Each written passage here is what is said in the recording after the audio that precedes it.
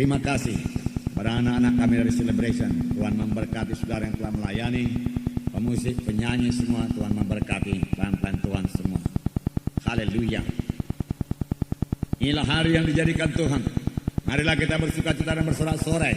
Amin, saudara. Terlebih-lebih Tuhan ada di tengah-tengah kita. Amin. Di mana ada Roh Kudus itu ada kebebasan. Amin. Allah itu kasih adanya. Biarlah kasihnya dicurahkan dalam hati kita pada hari ini. Amin. Buka hati saudara. Buka hati saudara. Perhatikan firman Tuhan ini. Dan biar Roh Kudus bekerja. Roh Kudus sudah siap sedia bekerja. Roh Kudus mencari hati yang haus dan lapar. Roh Kudus mencari hati yang merindukan kuasanya, merindukan karunia-Nya. Dan saya percaya penuh Tuhan tidak akan mengecewakan saudara. Oleh sebab itu bangun dan bangkit saudaraku, bergairah dan miliki iman untuk menerima sesuatu daripada Tuhan pada hari ini. Jangan pulang tanpa berkat Tuhan pada hari ini. Kebaktian kita tidak pernah biasa-biasa saja, karena Roh Kudus hadir di tengah-tengah kita, kuasanya hadir di tengah-tengah kita, berkatnya hadir di tengah-tengah kita, dan sama dengan kerinduan kita, begitulah dikaruniakan Tuhan kepada kita. Amin. Haleluya. Kita sudah sampai pada akhir zaman. Firman Tuhan berkata pada akhir zaman, kebanyakan hati manusia ini telah menjadi dingin, tidak lagi berkobar-kobar oleh kasih Tuhan, tidak lagi tergerak oleh belas kasihan. Tidak, tetapi itu maunya jangan terjadi kepada sidang Tuhan, pada gereja Tuhan dan gereja kita ini, saudaraku. Oleh sebab itu topik firman Tuhan pada hari ini yaitu hati yang terbeban. Hati yang terbeban, yaitu hati yang terbeban melihat jiwa-jiwa yang keberatan. Hati yang terbeban melihat jiwa-jiwa yang menderita. Hati yang terbeban melihat jiwa-jiwa yang hidup dalam dosa. Kita mengetahui manusia yang hidup dalam dosa tanpa beroleh keselamatan, mereka akan menuju neraka selama-lamanya. Neraka itu sangat mengerikan, saudaraku. Sangat menyakitkan, saudaraku. Dan selama-lamanya, saudaraku, biarlah kita rebut mereka, sentakkan mereka daripada hukuman yang kekal tersebut. Ingat famili-famili kita yang belum selamat, doakan mereka sungguh-sungguh dengan hati yang terbeban, hati yang berbelas kasihan. Tuhan pasti mendengarkan doa kita. Kalau saya percaya, kalau kita berdoa dengan hati yang sudah terbeban, hati yang merindukan sungguh-sungguh jiwa itu diselamatkan, Tuhan akan mendengarkan, karena permohonan kita seturut dengan kehendak Tuhan. Sebab firman Tuhan berkata, Dia sendiri tidak suka seorang pun binasa, tetapi Tuhan suka supaya semuanya sampai kepada pertobatan, sampai kepada keselamatan. Oh saudaraku, bangunlah saudaraku, bangkitlah saudaraku. Jangan mau sama seperti orang dunia ini memiliki hati yang beku, hati yang tidak peduli, saudaraku. Kebanyakan hati manusia sekarang ini tidak peduli orang lain, sudah egoistis. Tetapi mari kita kembangkan hati kita, bukan mengasihi diri kita, mempedulikan orang lain, menolong orang lain, saudaraku. Miliki hati yang terbeban, saudaraku. Kita akan melihat satu contoh mengenai hati yang terbeban, hati yang berbelas kasihan dalam buku Nehemia. Kita melihat Nehemia sendiri. Nehemia adalah seorang yang berhasil membangun kembali tembok Yerusalem yang sudah runtuh. Saudara, kalau dikatakan tembok Yerusalem, jangan saudara berpikir tembok Yerusalem hanya seperti dinding ini saja, tebalnya barangkali setengah meter. Tidak, saudaraku. Tembok Yerusalem, saudaraku, mempunyai tebal kira-kira 6-7 meter. Begitu tebalnya tembok itu, sehingga kereta berkuda bisa berlari di atasnya. Itu yang akan dibangun, dan itu sudah berserakan, bertaburan, karena dihancurkan oleh musuh. Tetapi ada seorang yang terbeban, bukanlah seorang penguasa, bukanlah seorang yang sangat kuat, bukanlah seorang yang sangat berbakat, bukanlah seorang yang sangat pintar, hanya orang biasa saja. Nehemia seorang juru minuman raja, tetapi dia berhasil membangun tembok Yerusalem. Apakah rahasianya, keberhasilannya ini? Berhasil membangun tembok Yerusalem. Saudaraku, saya mau terangkan kepada saudara bahwa Nehemia berhasil bukan karena kekuatan yang luar biasa, ataupun kuasa yang ada padanya, kedudukan yang tinggi, atau modal yang besar, bukan. Nehemia berhasil karena karakter. Karena karakter. Saudaraku, karakter rohani ada pada Nehemia. Karakter Tuhan ada pada Nehemia. Saudaraku, karakter Tuhan bukan hanya milik Nehemia. Karakter Tuhan yaitu buah Roh Kudus ditawarkan kepada anak-anak Tuhan pada akhir zaman ini. Ini perlu kita kejar, ini perlu kita miliki karakter rohani seperti ini yang membawa kita kepada keberhasilan. Saudaraku, Nehemia sama sekali tidak mementingkan diri sendiri. Apa yang dia kerjakan, apa yang dia bangun bukan buat dirinya. Apa yang dia bangun buat orang lain. Apa yang dia bangun untuk kemuliaan bagi nama Tuhan. Ke Yerusalem jangan dicemoohkan orang, tetapi Yerusalem mempermuliakan nama Tuhan. Dia tidak membangun kerajaannya. Dia tidak membangun kerajaannya. Dia tidak membangun kerajaannya. Amin. Dia membangun kerajaan Tuhan. Amin. Saudara para pemimpin KKS, saudara para pemimpin sektor wilayah, jangan bangun kerajaan saudara. GKI jangan membangun kerajaan GKI. Semua kita membangun kerajaan Allah. Semua kita membangun tubuh Kristus. Amin. Kalau kita hanya membangun GKI terlalu kecil, padaku, terlalu kecil. Kita membangun kerajaan Allah. Kita membangun gereja-gereja yang lain juga, padaku. Kalau mereka membutuhkan pengajaran, kita siap sedia, padaku, mengajari mereka. Dan mereka juga bisa bertumbuh bersama-sama dalam Tuhan untuk mengalahkan musuh kita, yaitu setan. Musuh kita bukan gereja lain. Musuh kita bukan gereja tradisi, bukan. Boleh jadi dia menghalangi saudara, mengejek saudara. Tapi kenal musuh saudara bukanlah gereja tersebut. Musuh saudara sesuatu yang lebih besar daripada gereja tersebut. Saudaraku, yaitu setan dan iblis. Saudaraku, setan iblis kalau dia mau menipu saudara, mengganggu saudara, dia memakai manusia. Saudaraku, dia tidak datang dengan rupanya yang jelek. Saudaraku, lalu datang pada saudara dengan pakaian hitam dan saudaraku dalam kata, aku cekek engkau. Tidak, saudaraku, tidak. Tidak, dia tidak datang demikian.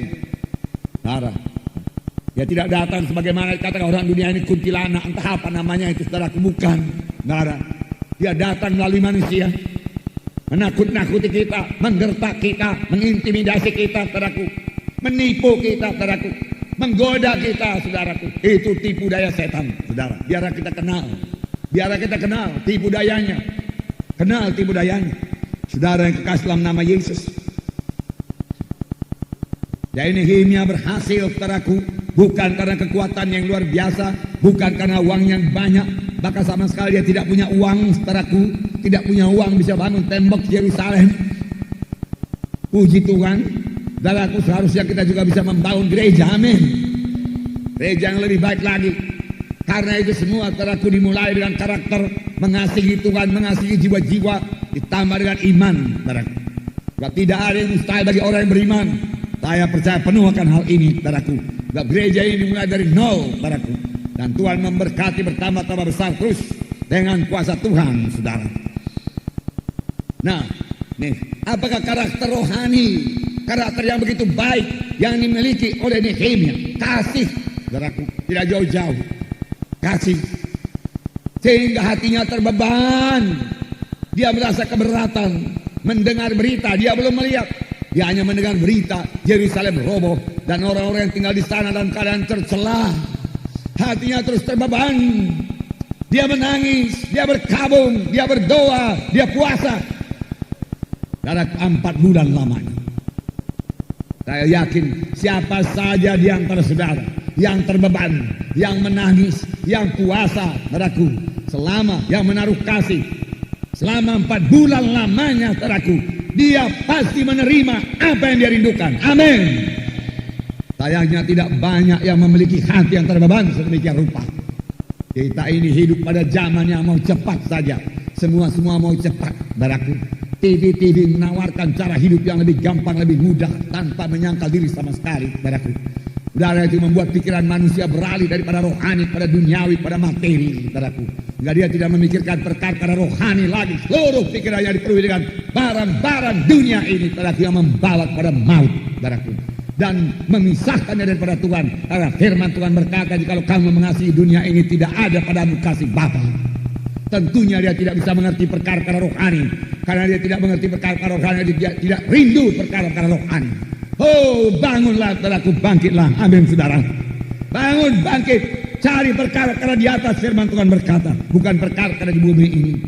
Mohon hati yang berbelas kasihan. Saudara berkata, saya sudah diselamatkan Tuhan. Betul. Saya sudah dibaptiskan dalam air, betul. Roh Kudus sudah menukan saya, haleluya. Semua kita sudah diperlukan Tuhan dengan Roh Kudus. Tapi firman Tuhan berkata kita ini perlu dibentuk hari lepas hari. Mengapa kita dibentuk hari lepas hari? Karena kita sudah begitu jauh jatuhnya daripada kemuliaan Tuhan. Kita perlu dibentuk terus, dibentuk kembali. Hati kita perlu dibaharui kembali.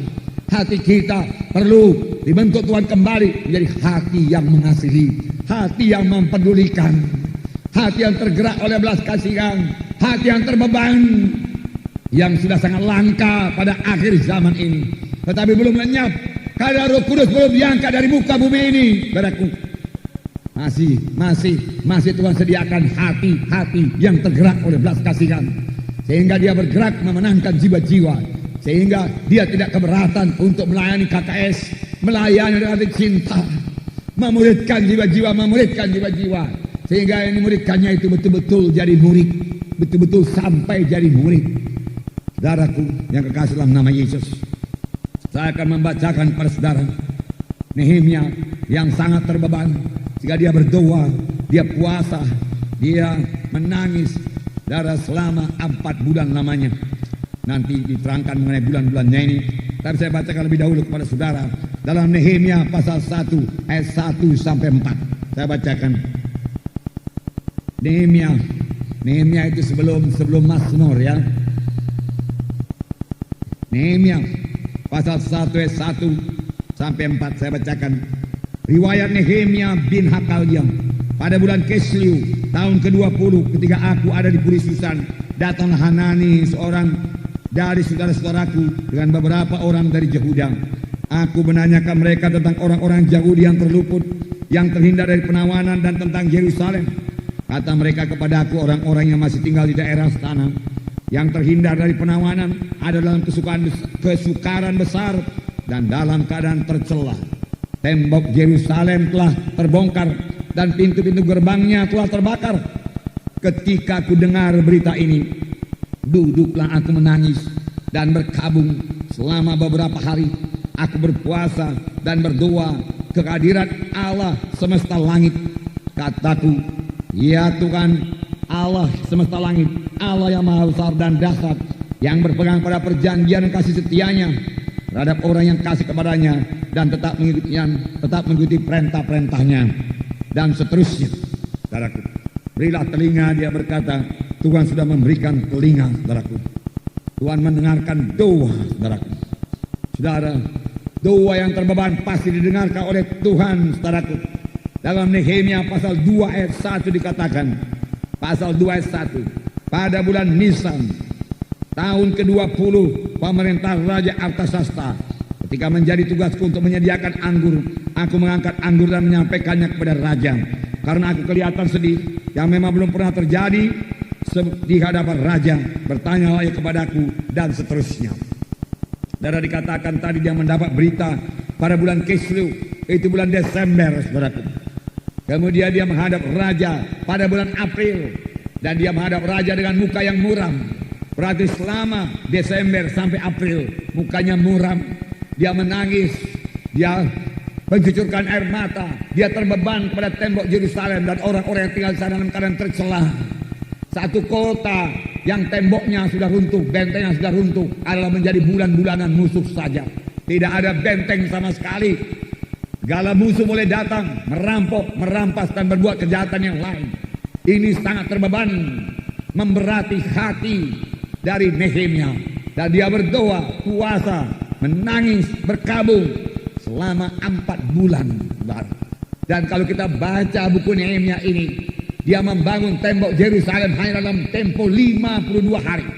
Lebih banyak berkabung, lebih banyak jam-jam doanya daripada waktu yang dipakai untuk membangun tembok itu sendiri. Inilah dia orang yang berhasil.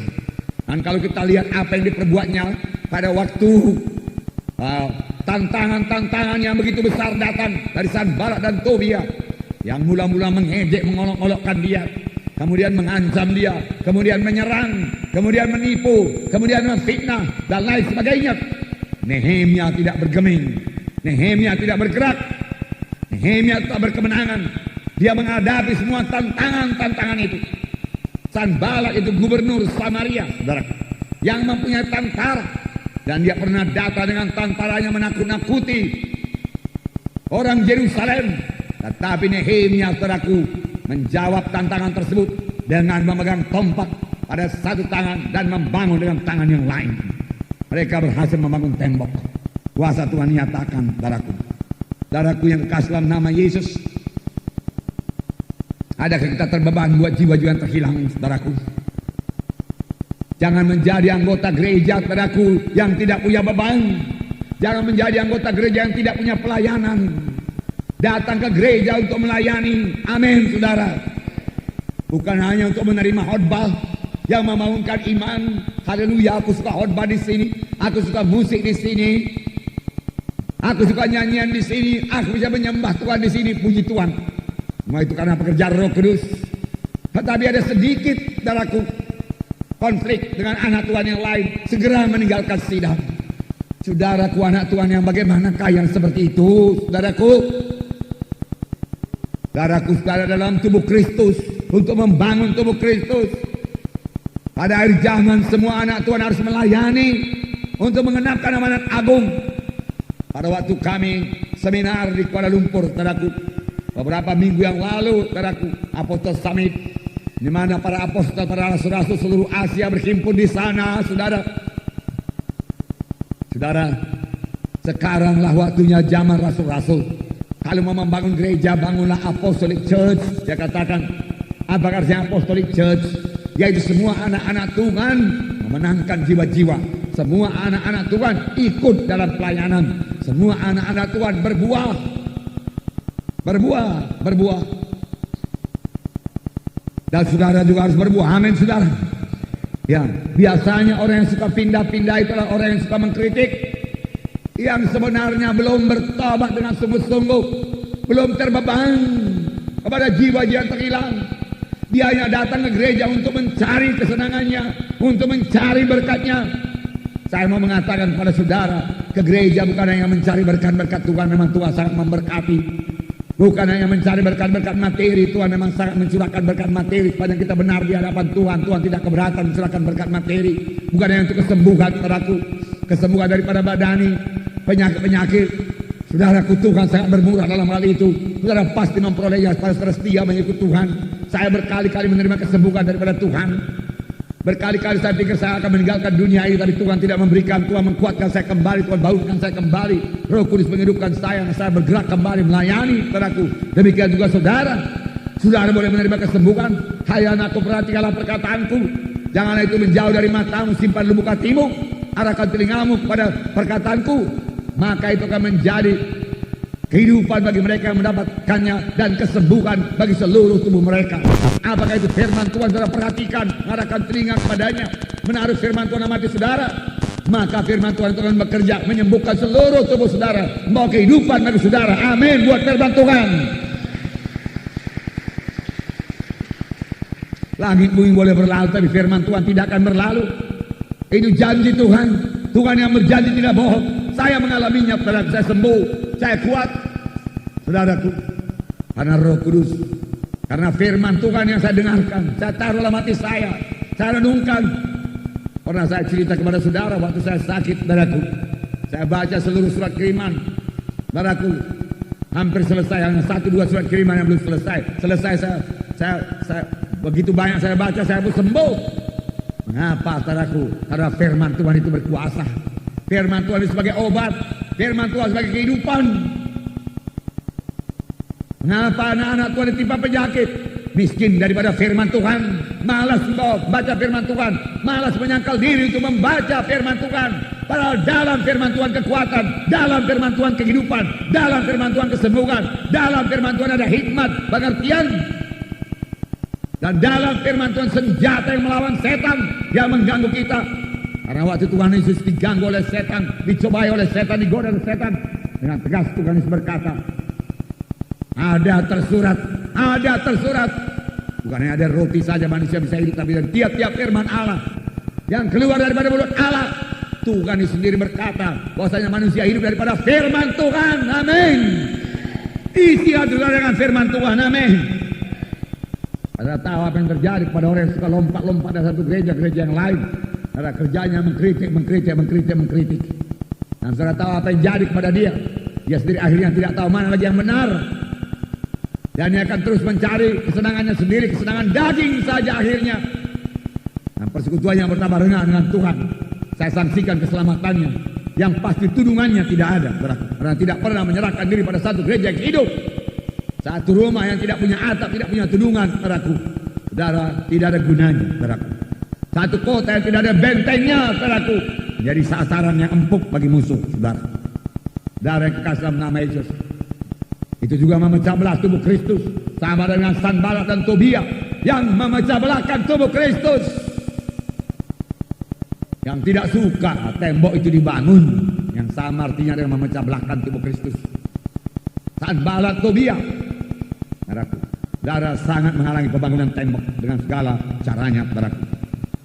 Jadi kuncinya yang pertama untuk berhasil bagi Nehemia, setelah Nehemia mendengar berita tersebut, dia tidak terus pergi ke Yerusalem.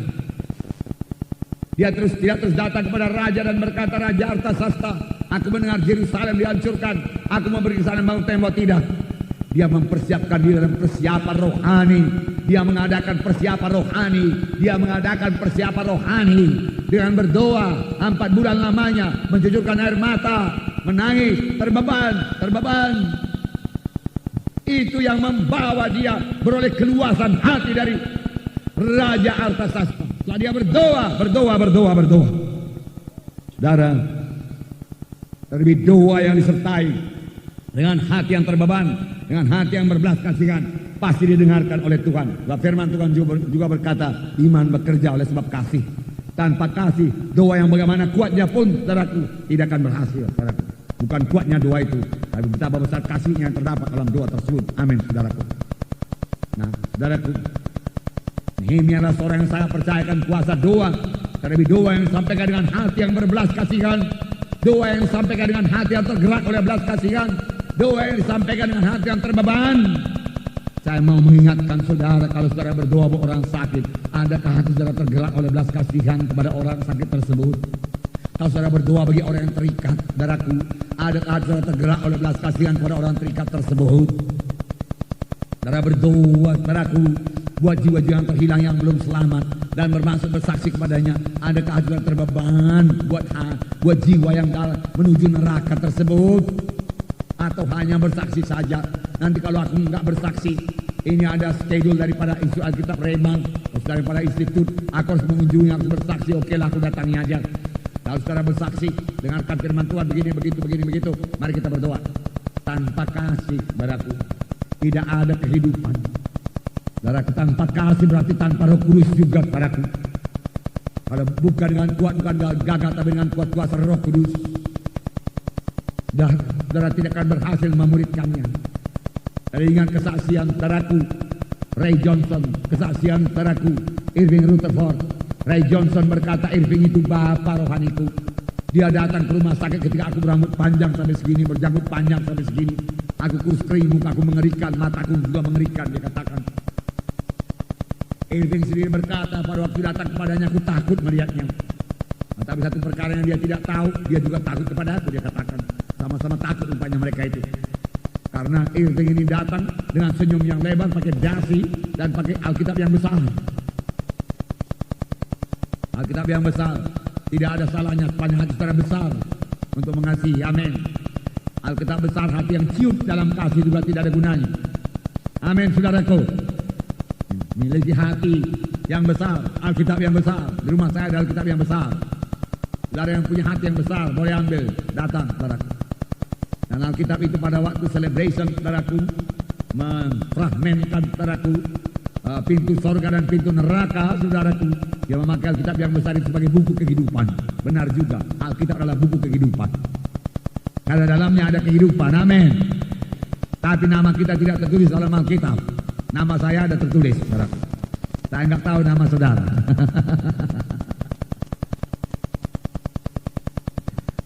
Nah, haleluya. Tapi yang dimaksud dengan buku kehidupan anak domba Allah, di mana nama tiap-tiap orang yang selamat ditulis dalam buku kehidupan anak domba Allah.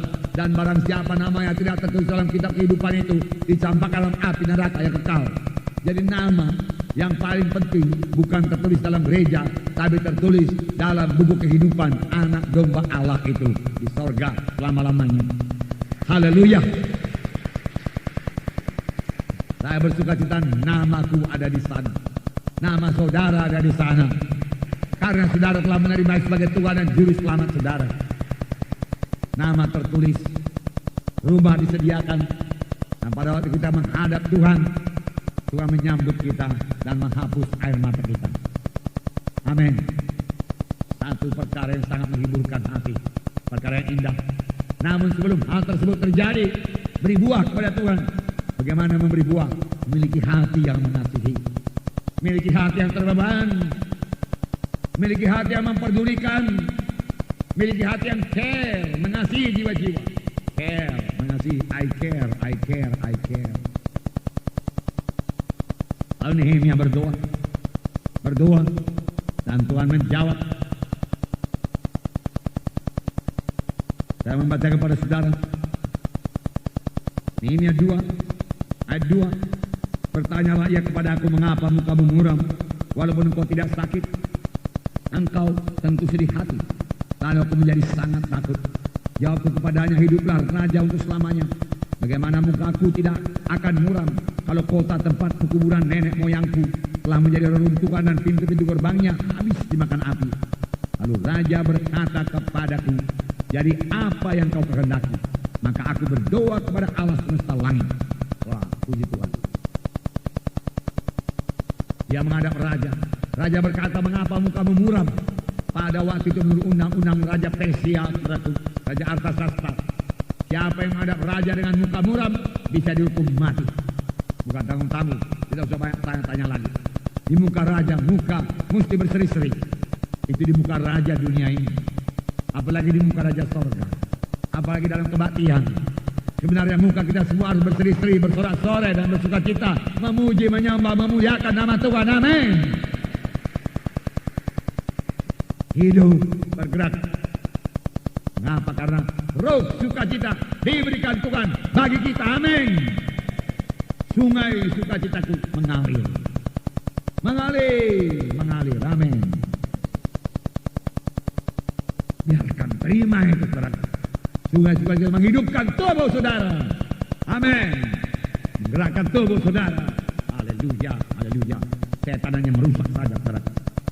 Dosa merusak. Tapi Roh Kudus menghidupkan, Roh Kudus menguatkan, Roh Kudus. Terima kasih Roh Kudus. Maka aku berdoa kepada Tuhan. Nehemia tidak gegabah. Nehemia orang pintar, saudaraku, tapi dia tidak bersandar kepada kepintarannya. Pada waktu raja bertanya, dia berdoa kepada Allah. Boleh jadi waktunya sekejap, Tuhan tolong Tuhan. Raja sudah bertanya kepada apa yang kehendaki. Ini yang telah kudoakan selama 4 bulan ini Tuhan. Kusampaikan sekarang dalam nama Yesus. Apakah dikatakannya? Kemudian jawabku kepada raja, jika raja menganggap baik dan berkenan kepada hamba-Mu ini, utuslah aku ke Yehuda, ke kota pekuburan nenek moyangku, supaya aku membangunnya kembali. Lalu bertanya raja kepada aku, sedang permaisuri duduk di sampingnya, berapa lama engkau dalam perjalanan dan bila mana engkau kembali? Dan raja berkenan mengutus aku, sesudah aku menyebut suatu jangka waktu kepadanya. Berkatalah aku kepada raja, jika raja menganggap baik, berikanlah aku surat-surat bagi bupati-bupati daerah seberang Sungai Efrat, supaya mereka memperbolehkan aku lalu sampai aku tiba di Yehuda. Juga surat bagi Asaf pengawas taman raja, supaya dia memberikan aku kayu untuk memasang balok-balok pada pintu-pintu gerbang di benteng baik suci untuk tembok kota dan untuk rumah yang akan kudiami. Dan raja mengabulkan permintaanku itu karena tangan Allahku yang murah melindungi aku. Amin. Haleluya. Setelah berdoa 4 bulan, dia memohon satu permohonan yang besar, membangun tembok Yerusalem. Saudara, kita katakan dengan tebal sedemikian 6 meter, 7 meter dari tiang ini ke sana tebalnya. Batu-batu yang boleh jadi diameter 1 meter sedikit. Tidak ada keran pada waktu itu, saudaraku. Tidak ada keran, tidak ada apa namanya itu. Tidak ada dongkrak, saudaraku. Tidak ada alat untuk mengangkat batu itu. Itu diangkat dengan tangan atau dideret dengan tali. Lalu dilem, saudaraku, ke atas batu itu satu demi satu, saudaraku. Jauh lebih besar daripada gedung Armina Hall ini, saudaraku. Sebab itu Saudaraku, berkilometer-kilometer saudaraku mengelilingi kota Yerusalem. Bukan pekerjaan kecil. Maunya saudara, nanti satu waktu kita ke sana kita bisa melihat sisa-sisa dinding itu masih ada sampai sekarang. Saking kuatnya, saudara. Saking tebal. Itu yang dibangun. Dia mohon satu permohonan yang besar, membangun Yerusalem yang dikalahkan oleh Raja Persia. Berarti membangun kembali Yerusalem bisa berarti memberontak kepada Raja Persia.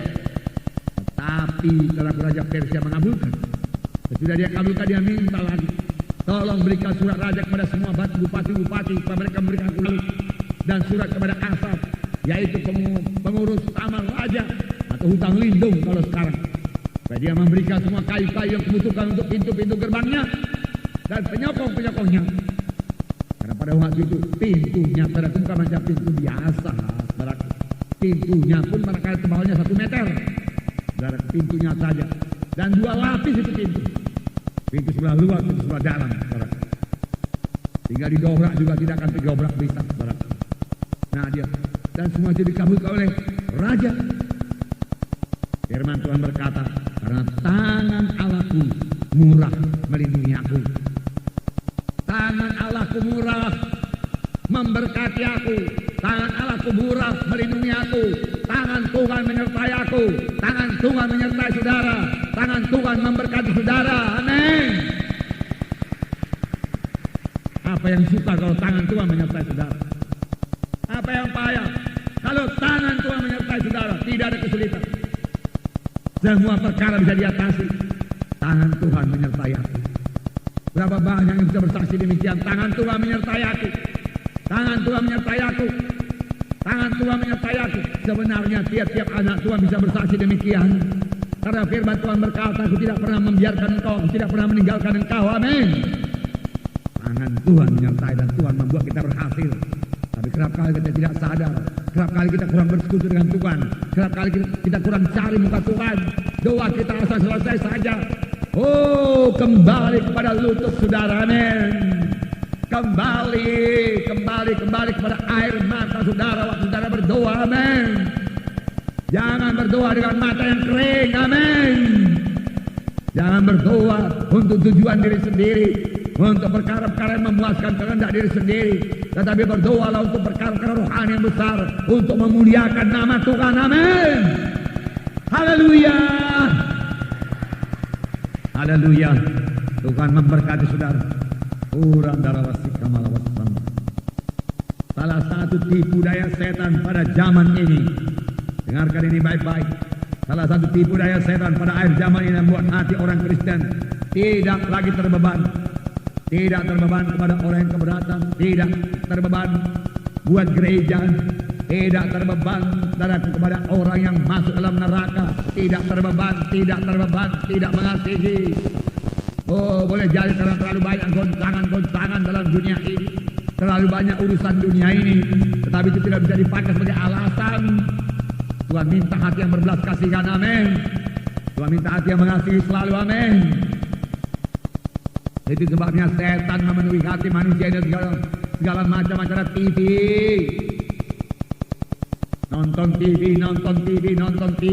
Isinya apa? Film kekerasan, film pembunuhan, film penipuan, dan film-film kenajisan yang merusak hati manusia ini, yang merusak, mengotori pikiran manusia ini, sehingga dia tidak merindukan perkara-perkara rohani. Dia tidak merindukan perkara-perkara rohani.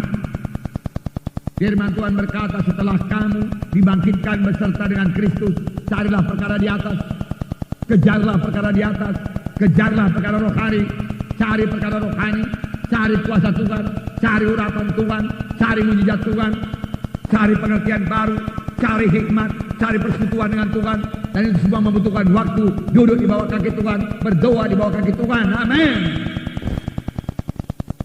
Oh, saudara, itu mengubahkan seluruh hidup saudara. Tanpa demikian, saudara, dunia ini bisa menghanyutkan kita. Lihat majalah apa isinya? Kedagingan, kenajisan, saudaraku. Kembali kepada firman Tuhan. Back to the Bible. Back to the Bible. Back to the Bible. kembali pada lutut saudara, kembali pada lutut saudara, kembali pada lutut saudara. Kasih Tuhan memenuhkan saudara. Hati saudara akan bertambah lembut. Saudara bertambah dekat kepada Yesus, bertambah banyak menyembah Yesus. Saudara akan dibentuk menjadi sama seperti yang saudara sembah itu. Firman Tuhan berkata, dia akan menjadi sama seperti yang dia sembah. Kalau kita banyak menyembah Tuhan, saudara jadi sama.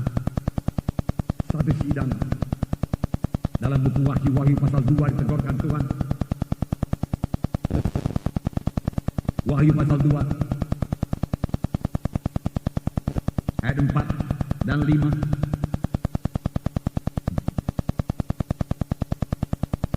Namun demikian aku mencela engkau karena engkau telah meninggalkan kasihmu yang semula. Sebab itu ingatlah betapa dalamnya engkau telah jatuh. Bertobatlah dan lakukanlah lagi apa yang semula engkau lakukan. Jika tidak demikian aku akan datang kepadamu dan aku akan mengambil kaki dianmu dari tempatnya. Jikalau engkau tidak bertobat. Ingatlah, dia katakan, betapa dalamnya engkau telah jatuh karena meninggalkan kasih yang semula. Kasih yang semula, kasih yang bersekutu dengan Tuhan. Kasih yang semula, kasih yang rindu akan Tuhan. Kasih yang rindu akan Tuhan, itu kasih yang semula. Kasih yang menangis di hadapan Tuhan waktu berdoa. Kasih yang menyanyi buat Tuhan di waktu berjalan. Di manakah itu? Kasih yang kalau berlutut dan senantiasa bersekutu dengan Tuhan. Dan kamu telah kehilangan kasih seperti itu. Kasih yang semula menggerakkan saudara untuk bersaksi. Kasih yang semula membawa saudara untuk melayani Tuhan, mengunjungi, memenangkan jiwa-jiwa. Itu kasih yang semula, kasih yang semula, kasih yang semula. Kasih Yesus, kasih Yesus. Saudara, jangan tertipu. Jangan biarkan hati itu kehilangan kasih.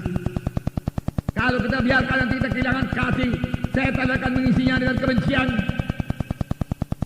Setan akan mengisinya dengan segala macam kritik. Setan akan mengisinya dengan segala macam pertengkaran, perkelahian, perselisihan. Mudah-mudahan tidak terjadi. Kalau dibiarkan tempat bagi setan, setan akan memberikan roh pembunuh kepada hati manusia itu. Kita lihat baru-baru ini sekitar Setiabudi sana, seorang anak umur 17 tahun membunuh bapaknya yang sarjana, seorang dokter. Ibunya juga dokter, saya kurang tahu. Dan 4 orang saudaranya yang lain yang sudah sarjana, dia bunuh dengan alu, satu demi satu, satu demi satu. Dia tahan melihat darah. Saudaraku yang kekasih dalam nama Yesus, Tuhan memberikan saya banyak menolong orang kecelakaan. Saya sendiri heran. Baru-baru ini kami pulang dari perapat, saya katakan kepada Anwar waktu di Firdaus itu, kurangi kecepatan Anwar, kurangi kecepatan. Dia kurangi kecepatan. Saudara, kira-kira 5 detik. Sudah itu saudara kedengaran suara berdentum di luar, saudaraku, dan kelihatan orang berlari-lari. Rupanya satu jeep saudaraku Suzuki dengan satu saudaraku, dan saudaraku laga kambing. Kap daripada jeep itu lepas. Saudara kami yang paling depan, saya turunlah saudaraku. Dan Poisim saudaraku di belakang kami, dia turun. Lari dengan hamba Tuhan Lawrence siap. Kami tarik orang dari stior mobil itu karena lengket di stior. Saya letakkan di rumput, saya raba nadinya, beres jantungnya, hanya darah keluar daripada hidungnya. Kami angkat kepada pickup yang lewat, saudara. Dan kemudian saudaraku, mobil sorong ke pinggir. Dan dari sudahku itu juga ada satu orang ibu yang sudah tua diangkat oleh orang lain masuk pada pickup itu. Saudara yang dikasih dalam nama Yesus. Saya pikir selesai tugas saya berikan sapu tangan saya karena orang itu masih sadar, saudaraku, untuk melap darahnya, saudara. Tetapi kemudian saya tahu apa yang terjadi. Kalau saya ingat kembali hal itu, saudaraku, mengingat darah yang keluar itu, saudaraku, saudaraku, saya bergidik juga, saudaraku, ya, bergidik. Saya waktu itu tidak, saudaraku. Waktu itu pikiran saya hanya menolong orang itu saja. Saya berani. Tetapi kemudian saya ingat darah itu, saudaraku, Tuhan, saya katakan, ngeri juga itu darah, ya, darah yang kasih. Tetapi orang itu tidak lagi berdarah dingin, dia rusak hatinya. Dia pukul dengan alu, berlumuran darah, keret. Datang satu lagi, pukul lagi. Waduh, saudara, bagaimana hati bisa demikian keras? demikian rusak hati yang sudah dikuasai setan.